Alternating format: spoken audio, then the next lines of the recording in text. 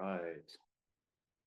Hello, everybody. Welcome to October. It's October 1st, and it's a Wednesday.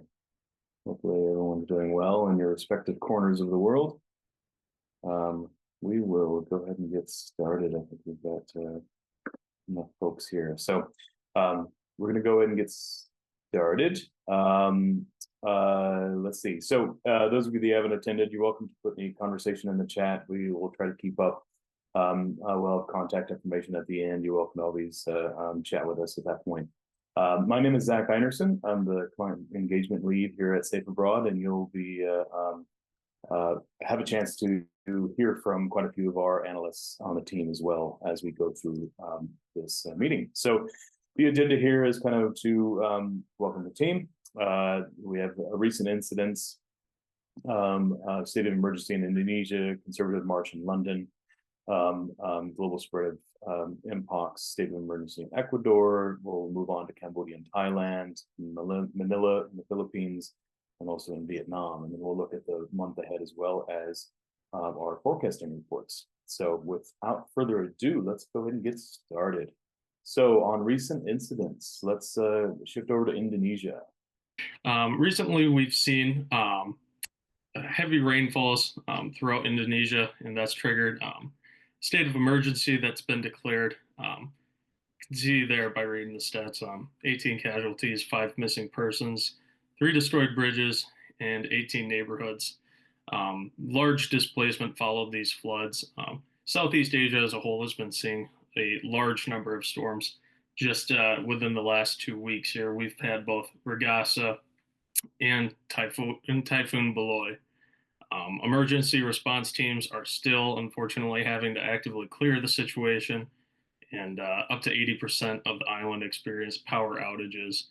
SafeAbroad travelers were advised to avoid non-essential travel, and they were advised also to monitor local government official directives.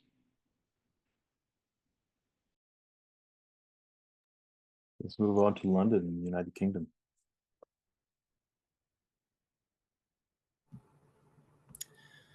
Good afternoon. My name is Riley Kuchbaugh. I'm an intelligence analyst here at SafeAbroad. And today I'm going to be briefing you about the Unite the Kingdom rally that took place in London on September 13th. On September 13th, UK citizens gathered in London for the Unite the Kingdom rally. They blocked off multiple streets as they marched through the capital. The rally, which was organized by right-wing activist Tommy Robinson, was well attended. Local media claimed tens of thousands of people showed up. People on the ground said there was upwards of 1 million people to actually 3 million. I believe it was somewhere in between those two figures. The protesters, they gathered on Stamford Street. We see this from drone footage released from The Guardian. Stamford Street was completely packed with people. They were standing shoulder to shoulder. And in the footage, you actually see them spilling out on either end of the road. And so it was a record turnout. From Stamford Street, the protesters then marched across Westminster Bridge, as you can see from the picture there, towards Big Ben. And then from there, it dissipated. Speakers at the rally included Elon Musk, who gave a virtual speech, and Polish member of European Parliament Dominik Tarczyński. He is a Polish nationalist. He's well known in right-wing circles. Citizens gathered to protest the government's immigration policy, the social media crackdown in the UK. People are being arrested for making social media posts. And they're also protesting because they feel that British values are being eroded. They feel that British values are being washed away.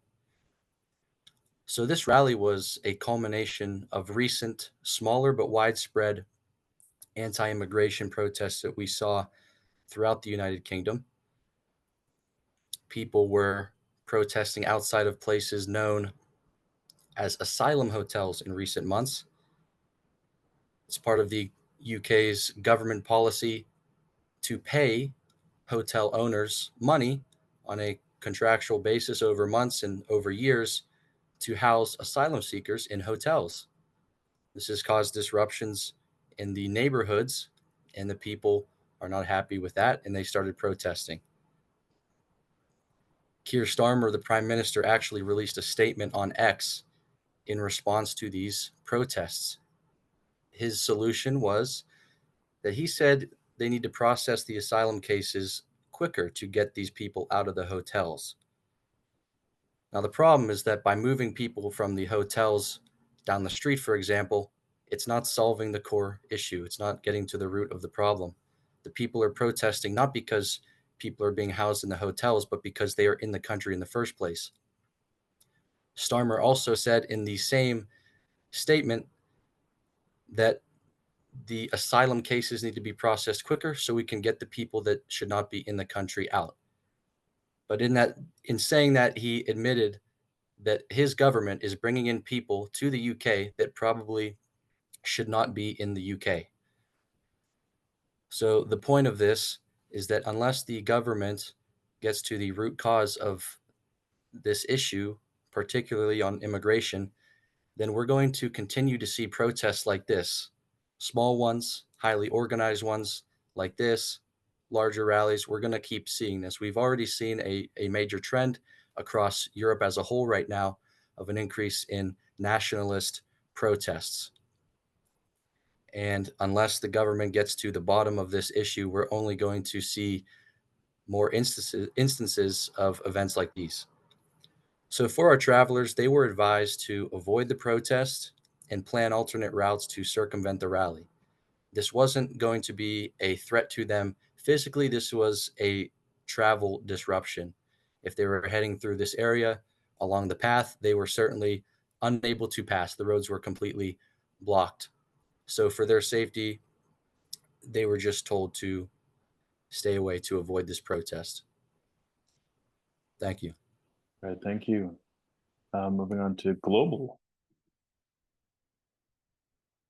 Hi guys, my name is Sydney Pepper and I'm an analyst here with SafeAbroad. I'll be briefing y'all on the global spread of Mpox. So it originated in Kenya and started in 2024. But this deadlier strain called Clade IB has caused more than 100,000 cases, 122 total countries, 115 of which had not previously reported Mpox before. This includes Australia, Canada, France, Germany, India, Italy, Oman, the US, and Japan. So it's an infectious viral disease, flu-like symptoms, and a very painful, bumpy rash. Most countries in Northern and Eastern Africa are experiencing sustained human transmission. And then as of note, there have been 120 confirmed global deaths just in this year alone, but since the start of the outbreak, there have been 447. So obviously our travelers are advised to consult their primary care physicians before departure, maintain current vaccinations, follow official health directives, and maintain good personal hygiene. Thank you. Thank you, Sydney. Off to Ecuador. Yeah, hello everyone. Sorry. Hi everyone, my name is Gennaro Labanca. I'm an intelligence analyst here at SafeAbroad, and I will be briefing you on what's going on in Ecuador right now. So on September 16th in Ecuador, President Daniel Noboa declared a 60-day state of emergency across 7 provinces after violent and disruptive protesters took to the streets of Quito. Massive protests broke out in response to the government's decision to cut $1.1 billion of funding from fuel subsidies and put those funds toward agricultural and social assistance programs. Specifically, protesters formed roadblocks on highways, threw various objects at police officers, and attempted to force entry into Carondelet Palace. The reallocation of these funds will not directly affect public transportation costs. However, gas prices will increase from what is currently $1.80 per gallon of gas to $2.80 until at least December, before a new price is calculated by the government.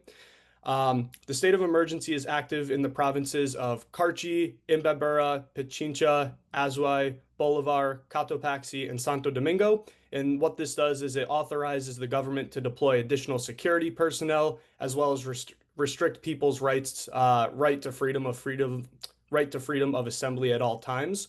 Additionally, since the issuance of this state of emergency, there have been 2 deadly prison riots that occurred within the same week. On September 22nd, prisoners in a facility in Machala killed one correction officer and kidnapped several others. The prisoners used firearms and explosives, which resulted in 14 people dying and 14 others being injured. 3 days later, on September 25th, 17 more people were killed in a prison riot that took place in a facility in Esmeraldas, in which 2 of them were confirmed to have been decapitated. Most recently, on the night of September 29th, President Noboa was actually leading a humanitarian aid convoy to assist communities that are currently being impacted by various nationwide strikes, when roughly 350 civilians ambushed the convoy with Molotov cocktails. Not only did this destroy many of the resources being delivered, but the attackers kidnapped 17 military soldiers and injured 12 more. Despite the government's apparent attempts to ease the conflict between them and the general public, tensions do continue to rise throughout the country. So with all this said, Safe Abroad travelers are advised to avoid any future demonstrations and follow all directives given by the local authorities. Travelers should also abide by any enforced curfews in their respective areas and frequently monitor local media outlets for updates on the situation. Thank you. Thanks, Gennaro. Off to Cambodia and Thailand. Yes, and in case I missed it earlier, my name is Nolan. I'm the operations manager here at Safe Abroad. We're continuing to see a lot of border clashes along the Cambodian and Thailand border. One of the most recent here was at the Prey-Chan Sa Kao border crossing. Travelers should keep in mind that this is not a new issue. This stems from a century of border disputes. Obviously, there was the open conflict in late July from the 24th to the 27th, which actually resulted in the Thai Prime Minister being removed for their handling of the conflict. These areas are still prone to flare-ups and escalation. Closure and restricted access is very common. Right now, most of the border is closed and it's not showing signs of reopening very soon. Travelers were advised and still are to avoid all immediate border areas between Cambodia and Thailand until the situation becomes more stable. Thank you, Nolan. To the Philippines. Good afternoon. My name is Miles Howard. I'm a current intel analyst here at SafeAbroad, and I'll be briefing about the trillion peso marches, or a subsect of those marches where unrest broke out. There were clashes with police near the presidential palace, which led to dozens of injuries, around 96 being police officers, and more than 200 arrests, with half those people being youth, which overall heightened security measures within the capital. Police during the unrest, police deployed tear gas and water cannons during the protests as groups threw stones, bottles, and Molotov cocktails at security personnel and police vehicles. The protest was aimed to denounce the alleged corruption and tax mismanagement in over 9,855 flood control projects by lawmakers worth over 1.9 trillion Philippine pesos, which is around $32.5 billion. Now, the date of September 21st was very crucial for the fact that it marked the 53rd anniversary of the declaration of martial law by the current president's father, Ferdinand Marcos Sr., who also holds the current record for the most money stolen by a government, which is around, I believe at that time, $1 to $5 billion. After all this unrest, there was a commission which was created to try to mitigate and figure out what happened as a whole. However, if investigations prolong and no action is taken, there is a high chance of further unrest breaking out. During this, Safe Abroad travelers were advised to avoid the area to limit exposure to future arrests. Expect travel disruptions throughout the capital, and monitor local news and the Manila Police District for further updates. Thank you. All right, thank you, Miles. appreciate it. Up to Vietnam. Yeah, this is one of our most recent incidents we've monitored here, and as previously talked about, Typhoon Bualoi struck Vietnam, passed over the Philippines, picked up strength, and hit Vietnam, uh, causing severe flooding. As it moved past Vietnam into Laos, it was degraded into a tropical storm. It was thousands were evacuated ahead of time. Coastal airports were shut down. There were unfortunately quite a few deaths. This hit primarily the central and northern provinces. 347,000 households lost power. As once again, with the previous typhoon Gaza the week before, the area was extremely wet and prone to flooding to begin with. Even following the passage of Typhoon Bualoi, heavy rains follow after that. So travelers were advised to postpone travel plans to northern and central Vietnam, and they were the ones in country were told to follow official directives. It should also be noted that Hanoi's main airport was still experiencing mass delays from the passage of Bualoi as of this morning. So moving on to the month ahead, got some things coming up here. We'll shift over to France. Good afternoon. My name is Emily Schaefer. I'm an intelligence analyst here at SafeAbroad, and I will be reporting on an upcoming air traffic controller strike in France. So from the morning of October 7th to the morning of October 10th, unionized air traffic controllers across France will strike due to grievances over pay and management. This strike was originally scheduled for September 18th and 19th, but was postponed to October due to problems in the French government. The strike is organized by the National Union of Air Traffic Controllers, which is the largest union in the country, representing approximately 60% of French air traffic controllers. This upcoming strike is preceded by a strike that occurred in July of this year, organized by the UNSA union. This previous strike affected more than 1 million passengers. It delayed on average 3,713 flights on each strike day, representing 10.7% of all flights. It also caused on average 1,422 cancellations on each strike day, representing 4.7% of all scheduled flights. So as evident by these previous strike numbers, the upcoming strike has the potential to cause significant disruptions, especially considering that this upcoming strike is organized by a larger union and is scheduled to last longer than previous strikes. These disruptions will include delays and cancellations for flights in and out of France, as well as flights passing through French airspace.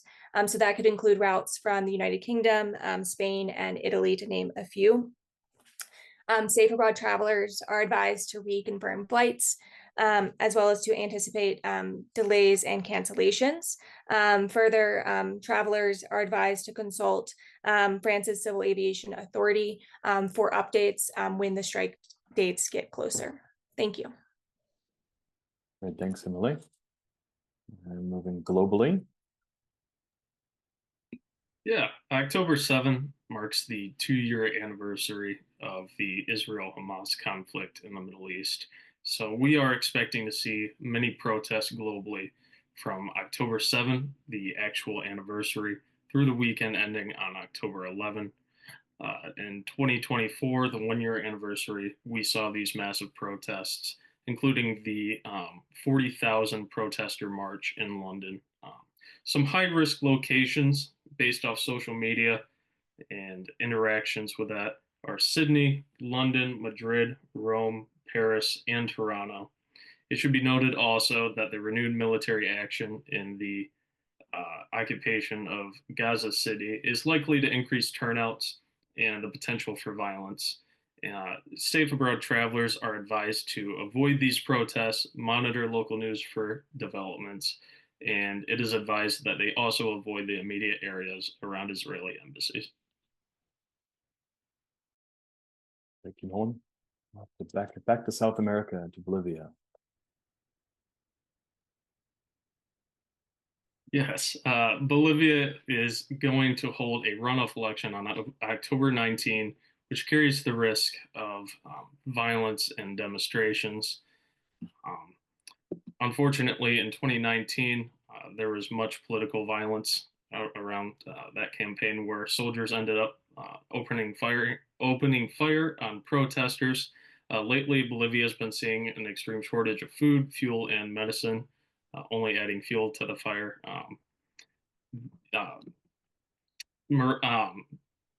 Former President Morales also is stoking the fires with this situation. And demonstrations are most likely to occur in La Paz, Cochabamba, and Santa Cruz. Travelers are advised to avoid these political rallies and polling sites during this period, and also to expect delays and disruptions. Great, thank you. And to Kuala Lumpur, Malaysia. Hi everyone, my name is Douglas Gonzalez. I'm an intelligence analyst intern here at SafeAbroad, and today I'm going to be briefing you on the upcoming ASEAN summit. So on October 26th, the Association of Southeast Asian Nations, or ASEAN, will hold the biennial summit in Kuala Lumpur, Malaysia. World leaders expected to attend the event include U.S. President Donald Trump, and other world leaders include the leaders of China, India, Australia, Canada, Brazil, South Africa, Japan, South Korea, and the leaders of the other ASEAN member states. Malaysia has started to train approximately 13,000 police and immigration personnel from outside departments to supplement the event. When broken down even further, that 13,000 number consists of about 10,492 police officers of the Royal Malaysia Police and 3,000 immigration officers of the Immigration Department. The police and immigration personnel on the ground there have been tasked with ensuring high-level security readiness and efficient processing at entry points into the country.